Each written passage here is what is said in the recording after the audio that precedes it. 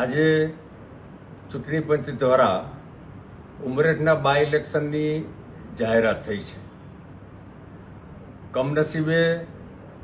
અમારા ભારતીય જનતા પાર્ટીના પ્રતિનિધિ અને ઉમરેઠના લોકપ્રિય ધારાસભ્ય આદરણીય ગોવિંદભાઈનું અવસાન થયું છે. અમને સંપૂર્ણ વિશ્વાસ છે કે જે રીતે ગોવિંદભાઈએ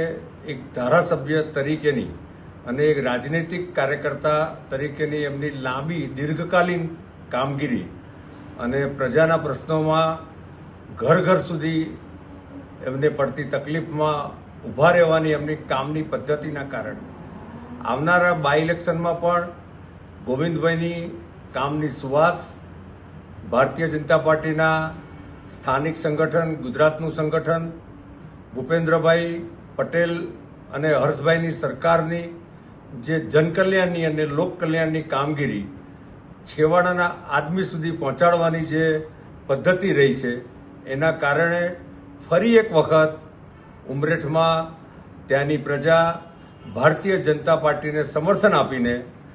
જે પરંપરા રહી છે ગુજરાતમાં નવા નવા રેકોર્ડ કરવાને એ રીતે ઐતિહાસિક જીત આપશે એવો મને સંપૂર્ણ વિશ્વાસ છે.